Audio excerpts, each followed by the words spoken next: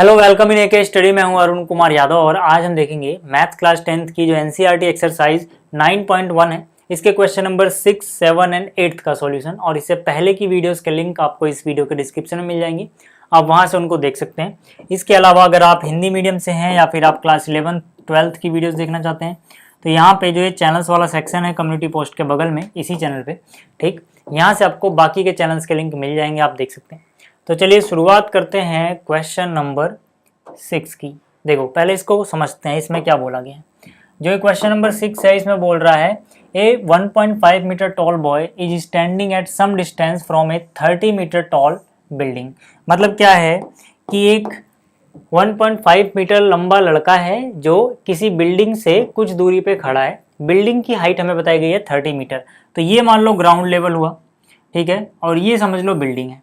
अब इस बिल्डिंग से कुछ दूरी पर एक लड़का खड़ा है जिसकी हाइट हमें बताई गई है कितनी, 1.5 मीटर, ठीक है। अब आगे बोला गया है the angle of elevation from his eyes to the top of the building increases from 30 degree to 60 degree as he walks towards the building, find the distance he walk toward the building. मतलब क्या कि ये जो लड़का है ये building की तरफ चलना शुरू करता है, मतलब ये इस तरफ चलता हुआ आगे जाता है। मान लो ये कुछ देर बाद यहाँ पहुँच गया, ठीक है, पहले लड़का यहाँ पे था, अब ये इस तरफ चल के गया, यहाँ पहुँच गया। अब जो इसकी आंखों से बिल्डिंग के टॉप का एंगल ऑफ एलिवेशन है वो कितना बदल गया, 30 से 60। मतलब पहले जब ये बिल्डिंग के टॉप को देख रहा था तो यहाँ से जो एंगल बन रहा था वो था 30 डिग्री, लेकिन जब ये आगे यहाँ पहुँच गया, ठीक है, लेकिन जब ये यहाँ पहुँच गया है, अब अगर ये बिल्डिंग के टॉप को देख रहा है तो एंगल ऑफ एलिवेशन हो गया है 60 डिग्री। हमसे पूछा गया है कितना आगे चल के गया है, ठीक, तो मान लेते हैं कि ये x मीटर आगे चल के गया है, ठीक है। तो पहले मैं इसको नाम दे दूं, मान लो ये A पॉइंट है, ये B है, ये C है, ये पॉइंट D है, ये E है, ये F है, ये G है, ठीक है। क्वेश्चन समझ में आ गया होगा आपको। अब इसको सॉल्यूशन कैसे करेंगे यहाँ पे, ठीक है, देखते हैं। देखो इसको आप x मान लो, इसको y मान लो, यार फिगर में मेंशन कर दो यहाँ पे, ठीक है। तो यहाँ पे मैंने लिखा let distance covered by boy is equal to x metre, ठीक है। अब आप देखो, सबसे पहले देखो इन ट्रायंगल, बहुत आसान सा क्वेश्चन है, in triangle BDC, in triangle BDC, BDC यानी कि ये वाला ट्रायंगल जिसको मैं हाईलाइट कर रहा हूँ, ठीक है, BDC, इस ट्रायंगल पे आपको ध्यान देना है, ठीक है, यहाँ पर, ठीक। इस ट्रायंगल में खास बात क्या है कि यार देखो जो पूरी बिल्डिंग की हाइट थी वो 30 मीटर थी, यानी कि यहाँ से लेके यहाँ तक की हाइट कितनी थी, 30 मीटर थी, क्योंकि हमें बिल्डिंग की हाइट 30 मीटर बताई गई है। लड़के की हाइट यानी ये जो है ये 1.5 मीटर है, तो यानी कि यहाँ पर भी ये कितना होगा, 1.5 मीटर ही होगा, उसी के पैरेलल हमने बनाया है, यानी कि ये हो गया 1.5। तो जो BC बचेगा वो कितना हो जाएगा, देखो BC जो बचेगा वो हो जाएगा पूरे 30 में से, इस पूरे 30 में से आप 1.5 माइनस कर दो, कितना आ जाएगा, 28.5 मीटर। यानी कि इस ट्रायंगल में जो BC है ना ये है 28.5 मीटर, इतने की बात कर रहा हूं मैं, ठीक है। अब देखो इस ट्रायंगल में मैंने आपको क्या बोला था कि यार इस चैप्टर में बस आपको ये देखना है कि आपको कोई सी दो साइड जो आपके काम की है ऊपर नीचे रखो और देखो कौन सा ट्रिग्नोमेट्रिक रेशो बन रहा है। तो यार हालांकि हमें ये x निकालना है, लेकिन ये x हम तब तक नहीं निकाल पाएंगे जब तक हम ये y नहीं निकालेंगे। ऐसा क्यों होगा अभी आपको समझ में आ जाएगा। तो सबसे पहले हमें y फाइंड आउट करना पड़ेगा यहाँ पे। तो y कैसे फाइंड आउट करोगे, यहाँ पर देखो यार ये वाली साइड यानी कि BC अपने को पता है, ठीक है, BC अपने को पता है। अगर मैं इसको डिवाइड कर दूं BD से, अगर मैं इसको किससे डिवाइड कर दूं, BD से, तो क्या हो जाएगा, ये हो जाएगा 1060। ये क्या हो जाएगा, 1060। 1060 क्यों होगा, क्योंकि यार देखो ये जो एंगल है ना 60 वाला, ये वाला एंगल, इसके लिए ये वाली साइड क्या है, परपेंडिकुलर है, ठीक है, और ये वाली साइड क्या है, बेस है। तो परपेंडिकुलर डिवाइड बाय बेस क्या होता है, tan थीटा होता है। ये मैं आपको सब कुछ बता चुका हूँ कि हम कैसे पता लगाते हैं कब tan होगा कब cot होगा वगैरह वगैरह, ठीक है, पंडित बद्री प्रसाद वाले तरीके से, ठीक, इतनी बात समझ में आ गई। तो यहाँ से 1060 की वैल्यू कितनी होगी बताओ? 1060 की वैल्यू हो जाएगी √3 इज इक्वल टू BC हम निकाल चुके हैं 28.5 डिवाइड बाई BD, और BD को हमने कितना माना हुआ है? y। ठीक है, तो BD की जगह मैंने क्या लिख दिया? y, क्योंकि जो BD है इसको हमने y मान रखा है, फिगर में मेंशन भी किया।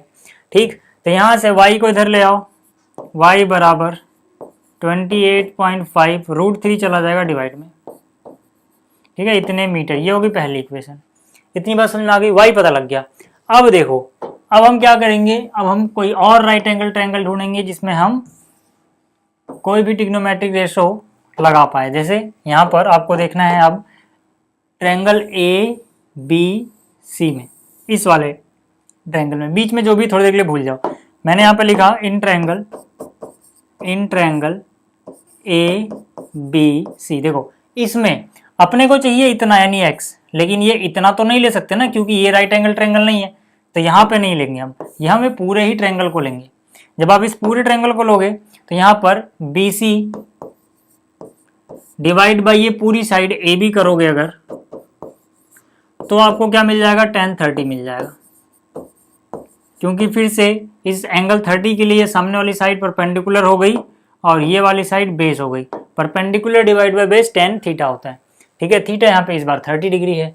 अब tan 30 की वैल्यू रख दो यार, tan 30 की वैल्यू अपने को पता है 1/√3, BC की वैल्यू अपने को पता है 28.5, और जो AB है, AB देखो कैसे बन रहा है, x और y को जोड़ दो, पूरा AB मिल जाएगा, यानी AB की जगह मैं x प्लस y लिख सकता हूँ। यहाँ तक क्लियर है? अब देखो यार, क्रॉस मल्टीप्लाई कर दो, x प्लस वाई बन जाए, x प्लस वाई हो गया, और √3 से इसको मल्टीप्लाई करोगे, ये हो जाएगा 28.5 √3। ठीक है, देखो यार, x प्लस 5 बराबर इतना है, और y की वैल्यू अपने को पता है, y की वैल्यू अपने को पता है। अगर हमें x निकालना है, y की वैल्यू पुट कर दो, माइनस में ले जाओ, निकल जाएगा। तो सीधा सीधा यहाँ पे, ठीक है, यहाँ पे x प्लस y की वैल्यू क्या है? y की वैल्यू लिख दो, ये रही y की value 28.5 divide by √3 is equal to कितना है? जो भी है लिख दो यार। ठीक है, यहाँ पे इक्वेशन इसको 2 बोल दिया। यहाँ पे हमने क्या किया है? यहाँ पे हमने put y from equation 1 in equation 2। ठीक है, ये हमने किया कि भाई इक्वेशन 1 से y की वैल्यू इक्वेशन 2 में पुट करिए। अब यहाँ से x बराबर क्या हो जाएगा? 28.5 √3 अपनी जगह। ये वाली चीज़ देखो, यहाँ पे प्लस में है तो उधर कैसे जाएगी? माइनस में, यानी माइनस में 28.5 डिवाइड बाई √3। अब कैलकुलेशन थोड़ी सी आसान बनाना चाहते हो तो 28.5 दोनों जगह कॉमन ले लो। तो यहाँ से 28.5 कॉमन लेंगे अगर हम, तो यहाँ से क्या बचेगा? √3 बच जाएगा, माइनस 28.5 कॉमन लोगे तो 1 बचेगा ऊपर, नीचे तो √3 है ना, क्योंकि पूरा पूरा बाहर ले लिया तो 1 बचेगा उसकी जगह। तो यहाँ से कितना हो जाएगा? 28.5, इसको सोल्व कर लो, √3 इंटू √3 3 हो गया, माइनस में 1 डिवाइड बाई √3। तो यहाँ से कितना हो गया? 28.5, 3 माइनस 1 कितना होता है? 2 होता है, डिवाइड बाई कितना है? √3। ठीक, तो यहाँ से x की वैल्यू देखो, 2 5 जा 10 का 0, 2 8 जा 16 और 1 17 का 7 कैरी गया 1, 2 2 जा 4 और 1 5, एक के बाद पॉइंट लगा दो यानी 57.0, पॉइंट के बाद 0 हटा दो, नीचे क्या बचा है? √3। अब क्योंकि नीचे एक इरेशनल नंबर है तो डिनोमिनेटर का रेशनलाइजेशन करना पड़ेगा भैया, नीचे हम इरेशनल नंबर नहीं छोड़ते हैं। तो ऊपर हो जाएगा 57 √3, नीचे √3 इंटू √3 3 होता है, 3 से 57 को डिवाइड करोगे, 3 1 जा 3, 3 1 जा 3, 2 और 7 3 9 जा, यानी कि हो जाएगा 19 √3 मीटर। यानी कि जो डिस्टेंस वो वॉक करके गया है जिसको हमने x बोला था वो आया है 19 √3 मीटर। ठीक है, तो ये हो गया क्वेश्चन नंबर 6। अब बात करते हैं क्वेश्चन नंबर 7 की। अब देखो जो अगला क्वेश्चन है यानी क्वेश्चन नंबर 7, इसमें बोला गया है from a point on the ground the angles of elevation of the bottom and top of a transmitter tower fixed at top of 20 meter high building are 45 degree and 60 degree respectively. Find the height of the tower. क्या कहने का मतलब है? देखो पहली बात तो हम ग्राउंड का लेवल बना लेंगे, ठीक है, जब ग्राउंड का लेवल बनाओगे उसके बाद ही आपको आगे चीजें समझ आएंगी। अब आगे क्या बोला गया है कि यहाँ पर कोई एक टावर लगा है, जो टावर है वो बिल्डिंग के टॉप पे लगा है और बिल्डिंग की हाइट हमें बताई गई है। ये मान लो बिल्डिंग है, ठीक है, ए से लेके बी यानी कि यहाँ तक, ये मान लो कोई बिल्डिंग है जिसकी हाइट हमें बताई गई है 20 मीटर, ठीक है। अब इस बिल्डिंग के टॉप पे कोई टावर लगा है, तो यहाँ पे मान लो बी से लेके सी जो है, ठीक है, ये टावर की हाइट हो गई, ठीक। मतलब पहले बिल्डिंग है, उसके टॉप पे एक टावर रखा हुआ है, इसी टावर की हाइट हमें निकालनी है, ठीक है। मान लेते हैं हाइट h है, मतलब यही हाइट h हमको फाइंड आउट करनी है, ठीक है। कहानी में क्या बोला गया है कि ग्राउंड के किसी पॉइंट से, मान लो ग्राउंड के इस पॉइंट से, ठीक है, जो एंगल ऑफ एलिवेशन है किस किस के, बॉटम एंड टॉप, किसका बॉटम किसका टॉप, ट्रांसमिशन टावर का। देखो ये अगर टावर है तो ये पॉइंट टावर का बॉटम हो गया और ये पॉइंट टावर का टॉप हो गया। आपको याद रखना है यही पॉइंट बिल्डिंग का टॉप भी है, यानी जो बिल्डिंग का टॉप है वही टावर का बॉटम है, ठीक है।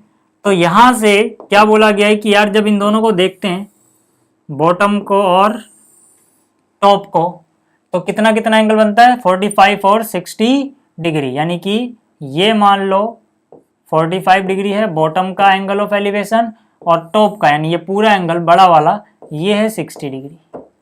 हमसे पूछा गया हाइट ऑफ द टावर बता दो। जिसको समझ में नहीं आया फिर से समझ लो, ग्राउंड के एक पॉइंट से जो ये टावर है जो कि 20 मीटर ऊपर, 20 मीटर की बिल्डिंग के ऊपर रखा हुआ है, इसके बॉटम को देखते हैं तो एंगल ऑफ एलिवेशन 45 बनता है। इसी टावर के टॉप को यानी यहाँ पे देखते हैं तो एंगल ऑफ एलिवेशन 60 डिग्री बनता है। हमें उसकी हाइट बतानी है, ठीक है। बता देते हैं यार, उससे पहले हमें लिखना पड़ेगा लेट हाइट ऑफ टावर, यानी कि जो ए बी है, tower B C is equal to H metre, यानी कि जो टावर बी सी है जिसको मैंने बी सी से रिप्रेजेंट किया है, इसकी हाइट को मैंने एच मीटर मान लिया, ठीक है। अब देखो यार, अब हम क्या कर सकते हैं, हम डायरेक्ट ये एच तो नहीं निकाल सकते, क्योंकि अगर हम सोचे कि इस ट्रायंगल में लग जाएगा तो नहीं लगेगा, ये राइट एंगल ट्रायंगल नहीं है तो ये तो यूज नहीं होगा, यानी कि हमें ये पूरा बड़ा वाला ही ट्रायंगल इस्तेमाल करना पड़ेगा। उसके लिए मुझे पूरे इस बड़े ट्रायंगल की कोई साइड तो पता होनी चाहिए। अब मुझे पता है कि जो छोटा वाला ट्रायंगल है ये वाला, ठीक है, इसमें मुझे ये वाली साइड पता है, तो उसकी मदद से मैं ये वाली साइड निकाल लूंगा। जैसे ही मुझे ये साइड मिल जाएगी, मुझे पता है यही साइड बड़े वाले ट्रायंगल में भी कॉमन है, मतलब बड़े वाले ट्रायंगल में भी आ रही है, तो मतलब इसकी मदद से मैं ये वाली साइड निकाल लूंगा, फिर मेरा काम हो जाएगा। मैंने जो बोला अगर आपको समझ में नहीं आया कोई टेंशन वाली बात नहीं है, मैं करके दिखाता हूँ, समझ में आ जाएगा, ठीक है। सबसे पहले आपको देखना है इन ट्रायंगल, ठीक है, नाम दे देता हूँ पहले इसको मैं, ये ए है बी सी तो इसको डी मान लो, ठीक है। In triangle A B D यानी इस वाले ट्रायंगल में देखना है, ठीक है। तो मैंने यहाँ पे लिखा in triangle A B D. इसमें देखो मैंने क्या लिखा कि भाई मुझे ये पता है, किसी तरह से ये मकसद है मेरा निकालने का, तो इनको ऊपर नीचे रख दो, यानी एक बार ए बी और एक बार ए डी ऊपर नीचे रख दो, ठीक है। तो मैंने यहाँ पे लिखा A B divide by A D, क्या बनेगा, ये बनेगा 1045, ये क्या बनेगा 1045, ठीक। इस चैप्टर में ज़्यादातर जो आपको याद होना चाहिए वो 10 के बारे में होना चाहिए, क्योंकि ज़्यादातर इस्तेमाल 10 थीटा का होता है, ठीक है। देखो यार इस थीटा के लिए ये क्या है परपेंडिकुलर और ये क्या है बेस, तो परपेंडिकुलर बाई बेस क्या होता है 10 थीटा, ठीक। तो यहाँ से 1045 की वैल्यू 1 रख दो, ए बी की वैल्यू अपने को पता है 20 मीटर है, क्योंकि बिल्डिंग को रिप्रेजेंट कर रहा है भी, बिल्डिंग की हाइट 20 मीटर बताई गई है। ए डी अपने को नहीं पता, ए डी धर ले आओ, A D into 1 A D हो जाएगा और बराबर कितना हो जाएगा 20 मीटर, ठीक है। सीधी सी बात याद रखो यार, जब भी एंगल 45 होगा तो ये वाली साइड और ये वाली साइड बराबर ही होती है, क्योंकि 1045 1 तभी आएगा जब इसका और इसकी हाइट बराबर हो, तभी तो रेशो 1 आएगा, ठीक है। अब देखो जैसे ही मुझे AD पता लग गया, जैसे ही मुझे AD पता लग गया, अब मैं बोल सकता हूँ कि यार अब बड़े वाले ट्रायंगल में आ जाते हैं वापस से। तो मैंने यहाँ पे लिखा इन ट्रायंगल, बड़े वाले ट्रायंगल का मतलब क्या है, हालांकि आपको समझ में आ गया होगा, बट फिर भी एक बार मैं हाईलाइट कर दूँ ताकि आपको और अच्छे से क्लियर रहे कि मैं कहाँ की बात कर रहा हूँ, ठीक है। बड़े वाले ट्रायंगल का मतलब हो जाएगा DAC, इस ट्रायंगल की बात कर रहा हूँ मैं। इस ट्रायंगल में आपको ये वाले एंगल पे ध्यान देना है, जो बीच में से लाइन जा रही है इसको भूल जाओ, ठीक है। तो मैंने यहाँ पे क्या लिखा, in triangle DAC, in triangle DAC। DAC में देखो यार, अगर मैं पूरा AC ऊपर रखूं और AD नीचे रखूं तो वापिस से इस एंगल के लिए AC परपेंडिकुलर हुआ, ये बेस हुआ, यानी वापिस से tan थीटा ही बनेगा, लेकिन इस बार थीटा है 60 डिग्री यानी 60 डिग्री। 60 डिग्री tan 60 डिग्री की वैल्यू कितनी होती है? √3 AC। ध्यान से देखो, A से लेके C की बात कर रहा हूँ। AC कैसे आ रहा है? ये 20 में प्लस कर दो ये वाली हाइट यानी h। अगर मैं 20 में ये h प्लस कर दूं पूरा AC मिल जाएगा। ठीक, तो यानी कि जो AC है उसकी जगह मैंने लिख दिया 20 प्लस h डिवाइड बाई क्या? AD अपने को पता है, AD कितना है? 20 मीटर, तो यहाँ पे लिख दिया 20। ठीक है, यहाँ पे हमने क्या लिखा है? AD की जगह 20 मीटर लिखा है। ठीक है, क्योंकि AD हम निकाल चुके हैं ऑलरेडी 20। तो यहाँ से कितना हो जाएगा? 20 इधर आएगा तो हो जाएगा 20 √3 is equal to 20 plus h। हमें हाइट निकालनी थी, h की वैल्यू निकालनी है भाई साहब। ठीक है, अब h की वैल्यू निकालनी है, कोई दिक्कत नहीं है यार। 20 को उधर ले आओ, उधर h बचेगा।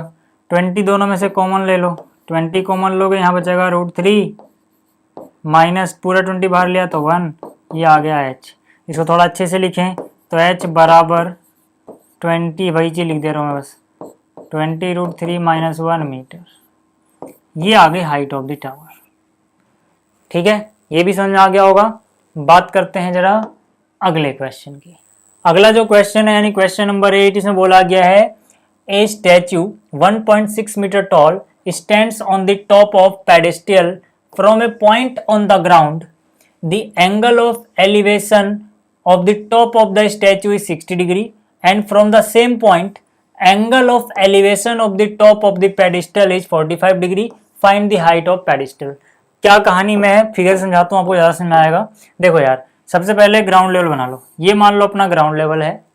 ठीक है, यहाँ पे एक पेडेस्टल है जिसके ऊपर मूर्ति रखी हुई है। ठीक है, ये मान लो जो AB है ये पेडेस्टल को रिप्रेजेंट कर रहा है। अभी पेडेस्टल पे एक मूर्ति यहाँ पे रखी हुई है। ठीक है, मूर्ति को चलो मैं अलग कलर से बना देता हूँ। ये मान लो कोई मूर्ति स्टैचू है, यानी कि स्टैचू की हाइट हमें बताई गई है 1.6 मीटर। ठीक है, यानी कि ये हाइट B से लेके C की बात कर रहा हूँ। BC मान लो स्टैचू को रिप्रेजेंट कर रहा है और ये पेडेस्टल है। ठीक, तो पेडेस्टल के ऊपर क्या रख दिया? एक मूर्ति रख दी। अब आगे क्या बोला गया है कि ग्राउंड के किसी पॉइंट से, मान लो इस पॉइंट से, ठीक है, किसको देखा जाता है? पहले टॉप ऑफ द स्टैचू। देखो ये पीला वाला स्टैचू है, स्टैचू का टॉप ये रहा, यानी इसको जब देखते हैं तब एंगल ऑफ एलिवेशन कितना बनता है? 60 डिग्री बनता है। तो यहाँ पे लिख दिया भैया 60 डिग्री। उसके बाद क्या कह रहा है? उसके बाद कह रहा है फ्रॉम द सेम पॉइंट, इसी सेम पॉइंट से अगर हम एंगल ऑफ एलिवेशन देखें टॉप ऑफ पेडिस्टल। देखो पेडिस्टल तो सफेद वाला है ना नीचे, तो इसका टॉप कहाँ है? ये रहा। इसको अगर आप देखोगे तब एंगल ऑफ एलिवेशन कितना बनता है? यहाँ पर 45। ठीक है, यानी कि पूरा बड़ा वाला एंगल 60 डिग्री है, ये छोटा वाला एंगल 45 डिग्री है। हमसे पूछा गया भैया हाइट बता दो पेडिस्टल की, तो हाइट मान लेते हैं h है। पेडिस्टल की हाइट क्या मान लेते हैं? h है। तो मैंने लिखा लेट द हाइट, ये आसान चैप्टर है यार, बहुत आसान चैप्टर है। Let the height of pedestal is equal to h metre.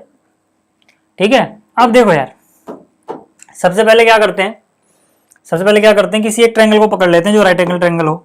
जैसे मैंने नाम अभी पूरा लिखा नहीं है, तो ये ABC, इसको D मान लो। ठीक है, तो सबसे पहले हम देखते हैं इन ट्रायंगल DAB, इस ट्रायंगल की बात कर रहा हूं मैं। ठीक है, तो मैंने लिखा इन ट्रायंगल DAB। ठीक है ना, इसमें याद रखना ये 90 डिग्री है क्योंकि ये बिल्कुल सीधा ऐसे खड़ा है। ठीक, DAB में मैं क्या बोलूँगा कि भैया 1045 की अगर मैं बात करूँ तो ये क्या हो जाएगा? AB divide by AD। आप कहोगे मुझे कैसे पता कि यार हम AB बाई AD ही लिखेंगे, मतलब tan थीटा यूज करेंगे। देखो यहाँ पर खास बात ये है कि भैया ये जो साइड है ना, ये वाली, ये इस छोटे वाले ट्रायंगल में भी आ रही है और यही जो साइड है ना, ये इस बड़े वाले ट्रायंगल में भी आ रही है। ठीक है, ये कॉमन साइड है इस छोटे वाले ट्रायंगल और बड़े वाले ट्रायंगल में। तो अगर मुझे किसी तरह से कॉमन वाली साइड पता लग जाए तो इसकी मदद से मैं बड़े वाले ट्रायंगल की साइड ये वाली पता कर सकता हूँ। ठीक है, तो मेरा काम बन जाएगा। इसीलिए मुझे ये साइड पता करनी है। ठीक, तो इसीलिए मैंने नीचे ए बी लिखा है। तो अगर मैं ये जो कि एच है और नीचे ए बी लिखूंगा तो क्या बनेगा, परपेंडिकुलर बाई बेस यानी टेन थीटा ही बनेगा। तो 1045 कितना होता है, 1 होता है। ए बी क्या है, पेडिस्टल की हाइट एच, ए बी ही तो एच है, डिवाइड बाई ए डी मुझे नहीं पता, कोई दिक्कत नहीं, ऐसे लिख दिया। ए डी इंटू 1 करूंगा, इधर ए डी हो जाएगा बराबर एच, यानी ए डी और एच आपस में बराबर है भैया। ठीक है, इतनी बात क्लियर हो गई। अब बड़े वाले ट्रायंगल में आ जाओ। ठीक, अब हम क्या लिखेंगे, अब हम यहाँ पे लिखेंगे, पहले हाईलाइट कर देता हूँ जिस ट्रायंगल की बात करने जा रहा हूँ। अब यहाँ पे हम लिखेंगे इन ट्रायंगल डी ए सी, यानी ये बड़ा वाला जो ट्रायंगल है। ठीक है, इसमें याद रहे कि ये पूरा एंगल 60 डिग्री है। ठीक, तो यहाँ पे मैंने लिखा इन ट्रायंगल डी ए सी। ठीक, ये पूरी वाली हाइट यानी ए सी डिवाइड बाई जो मुझे ए डी पता लगा है, क्या बनेगा, ये 1060। ठीक है, क्योंकि ये पूरा एंगल कितना है, 60 है। 1060 कितना होता है, √3 होता है। ए सी देखो यार, ए सी हम कैसे निकाल सकते हैं, ये वाली चीज यानी h प्लस में ये वाली चीज यानी 1.6, तो यानी कि जो ए सी है ये हो जाएगा h plus 1.6 divide by A D अपने को पता है h है, तो ए डी की जगह भी क्या लिख दिया, ए डी की जगह भी यहाँ पे h आ जाएगा। यहाँ तक क्लियर है। इधर ले आओ जरा, क्रॉस मल्टीप्लाई करो, मतलब इधर h इंटू √3 हो जाएगा, h √3 is equal to h plus 1.6। h को इधर लाओ, h √3 अपनी जगह, ये वाला h इधर आया माइनस में, उधर बचा 1.6। h कॉमन ले लो, h कॉमन लोगे तो यहाँ बचेगा √3, यहाँ से h बाहर आ गया तो -1 बराबर आया 1.6। h की वैल्यू निकालनी है तो h बराबर 1.6 अपनी जगह, ये वाली चीज़ पूरा का पूरा ब्रैकेट चला जाएगा डिवाइड में, यानी कि √3 - 1। अब फिर से नीचे रेशनल नंबर आ गया तो डिनोमिनेटर का रेशनलाइजेशन करोगे तो मल्टीप्लाई करना पड़ेगा ऊपर √3, ऊपर मल्टीप्लाई करना पड़ेगा √3 - 1 है तो +1, और नीचे भी √3 + 1। ठीक है, इससे ही मल्टीप्लाई करोगे ना भाई, तो यहाँ से कितना हो जाएगा देखो, 1.6 √3 + 1 अपनी जगह, नीचे तो यार a - b a + b यानी a² - b² यानी √3² - 1², तो यहाँ से 1.6 जो भी है साथ में लिख दो, नीचे कितना हो जाएगा, 2 हो जाएगा। √3 का स्क्वायर 3 होता है, 1 का स्क्वायर 1, 3 - 1 यानी 2, 2 से काटोगे तो 0.8 हो जाएगा, तो ये आ गया 0.8, चाहो तो पहले 0 लगा दो, √3 + 1 मीटर। तो इतनी हाइट है पेडेस्टल की। ठीक है, तो उम्मीद कर रहा हूँ आपको ये सारे क्वेश्चन समझ में आए होंगे। इस वीडियो में इतना ही। Thanks for watching.